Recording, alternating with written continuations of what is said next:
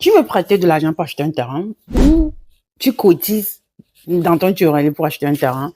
Acheter un terrain ou investir à la BRVM. Dans cette vidéo, je te montre la trajectoire financière de deux personnes qui ont les mêmes circonstances, les mêmes situations, mais ils ont pris deux choix différents pendant 5 ans.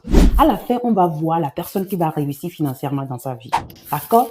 Cette vidéo est la plus importante vidéo que tu dois regarder avant de rentrer dans 2026. Reste jusqu'à la fin de cette vidéo. Tu vas regarder, tu vas apprendre des choses qui vont changer ta réalité financière. Bien, je te montre. Alors, je vais vous montrer la vie financière de deux personnes qui ont même circonstances, d'accord?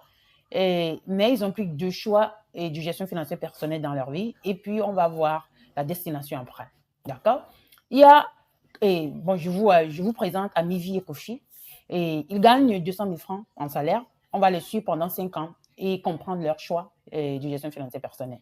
La raison pour laquelle je fais cette vidéo, c'est parce que j'ai vu beaucoup de jeunes prendre des décisions qui vont bloquer leur vie financière.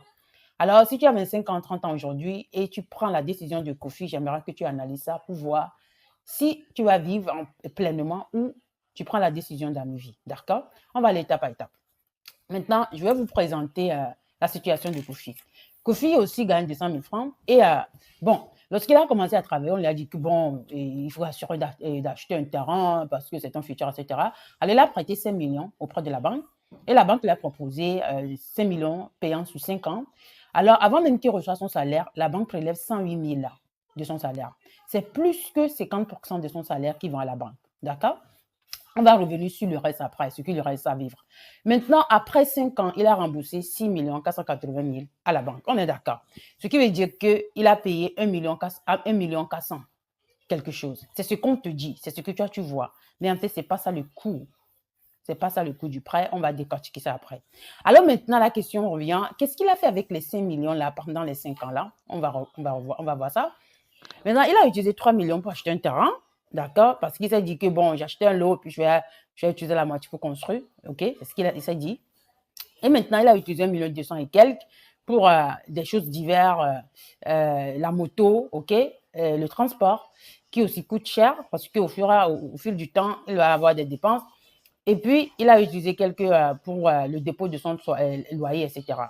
Maintenant, qu'est-ce qui se passe après 5 ans? Après 5 ans, disons que, ici j'ai exagéré, disons qu'après 5 ans, le terrain a doublé en prix. Ce n'est pas possible. Parce que 3 millions, dans quelle zone tu peux acheter 3 millions, un terrain qui va se doubler en 6 millions? Mais on va dire ça comme ça, parce que nous, les Africains, on est très émotionnels quand on parle du terrain. Alors, je suis gentil dans mes calculs. Ça a doublé après 5 ans. Il a 6 millions. OK? Maintenant, qu'est-ce qui se passe? Je vais vous montrer quelque chose. Maintenant, il gagne 200 000 francs. Et il lui reste 90 000 francs à vivre pendant 5 ans.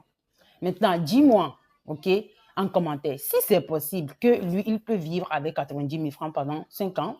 Et avant que tu dises cela, je vais te montrer quelque chose. Il y a quelque chose qui s'appelle l'inflation. Tu as constaté que le prix de tout ce que tu achètes et services augmente chaque année, non? Les 92 000 qu'il a aujourd'hui en 2025 ne seraient pas 92 000 en 2026, ne seraient pas 92 000 en 2027, etc. En fait, à la fin, vers 4 ans, après 3 ans là, le 92 000 devient 80 000, 75 000 quelques, OK? Mais toutes ces dépenses restent constantes, il a de loyer, etc. à gérer et le prix de tout ce qu'il va acheter va augmenter et la valeur de son salaire va diminuer. Alors, il est obligé de faire quelque chose. Au fil du temps, la moto aussi aura des problèmes parce que nos routes ne sont pas construites. Même si c'est le cas, la moto aura des problèmes. Alors, il va dépenser ici. OK? Il va avoir des dépenses de transport. Alors, maintenant, la question, c'est que est-ce que ce que Kofi a fait est un bon choix? Dis-moi en commentaire. Je vais vous montrer la trajectoire d'Amivi. Maintenant, je vais vous montrer aussi quelque chose. Le 180 000 là, ma question que je pose, c'est que si Kofi décide de faire la souffrance pour une banque, il décide de souffrir pour une banque, est-ce qu'il peut souffrir pour lui-même? S'il avait fait ça 180 000 ans, il avait placé ça dans un fonds commun de placement à la BRDM. Un fonds commun de placement, c'est quoi? C'est un panier où plusieurs investisseurs mettent leur argent et ce panier maintenant investir dans des produits à la BRDM. Ça peut être des obligations, des bons de trésor, des actions. S'il avait investi 108 000, au lieu de payer la banque, avec un rendement de 10% pendant 5 ans, en fait, après les 5 ans, là, il aura 8 200 000. D'accord? Il y aura plus. Alors, le prix de ce dette-là n'est pas cela. C'est l'opportunité qu'il a perdue. Et c'est possible qu'il y aura plus que 8 millions 800, tu vois. Alors, c'est ça le problème. Et la question maintenant, est-ce qu'il peut vivre avec 92 000 pendant 5 ans? Moi, je ne crois pas, mais on va aller étape par étape. Maintenant, on va voir le cas d'Amivi. Amivi, lui, il a la patience, il a reçu l'éducation financière, ok? Il a reçu l'éducation financière et ce qu'elle a fait est un peu différent. Elle reçoit le salaire de 200 000 francs, même circonstance. Elle a décidé de mettre 20 000 francs chaque mois dans un fonds d'urgence au cas où il y a des imprévus, ok? Et puis, elle a acheté une assurance de 10 000 francs et elle investit dans un fonds commun de placement action. Elle place, pas 30 000, mais elle place 50 000 francs. Elle prend 50 000 francs chaque mois parce qu'elle s'est dit que je vais me priver aujourd'hui, je vais vivre avec les 150 000 et je vais me priver, je vais investir 50 000 francs dans un fonds commun de placement action avec un rendement de 13%. D'accord, de 13% pendant 5 ans, je verrai. Alors, dans ce cas, pendant 5 ans, il a 4 350 et quelques, d'accord, après les 5 ans. D'accord? Et ça, c'est intéressant. Au-delà de cela, il a un fonds d'urgence de 1 200 000. Ce qui veut dire qu'à travers son portefeuille, il a en cash, en liquide, 5 555 et quelques. OK? C'est le choix qu'elle a pris. Ici, il faut faire attention que Kofi a une moto qui va leur galérer. Il n'a pas de fonds d'urgence. Amivi, elle a des fonds d'urgence. Elle peut gérer des imprévus. Elle a une assurance qui protège sa vie. D'accord? Et ce qu'elle a fait maintenant, elle a dit que non, maintenant, je vais continuer. Je vais me prouver encore 5 ans.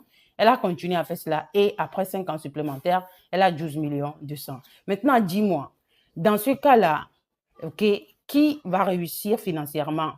Amivi ou Kofi? Ok? Qui? Parce que je sais que lorsque je vous montre des choses comme ça, la plupart des gens vont dire que c'est Kofi, mais la question c'est que, est-ce que Kofi peut vivre avec 92 000 pendant 5 ans? Et à la fin de ces 5 ans-là, elle n'a pas construit une maison. Il n'a pas construit une maison. À la fin de ces 5 ans, il n'a pas construit une maison. Tu vois. Mais Amivi, oui, elle n'a pas de maison, mais elle a de liquidité. Elle peut acheter le terrain, elle peut construire si elle veut, mais elle continue à investir. Et après 10 ans, elle est 25 ans aujourd'hui, à l'âge de 35 ans, elle sera millionnaire. Elle peut acheter le terrain, construire la maison et le transformer en un business immobilier et prendre l'argent là et verser, continuer à investir ça dans des actifs qui le portent d'argent. Ça, c'est la vraie intelligence financière. Alors, si tu veux savoir exactement comment avoir la compétence et la confiance de prendre des décisions qui peuvent te donner la liberté financière, j'ai lancé un programme qui s'appelle Mission Million 2030. Je t'invite à rentrer dans le programme. Le lien de programme est dans mon bio.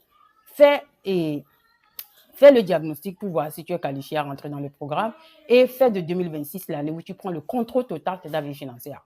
À tout à l'heure.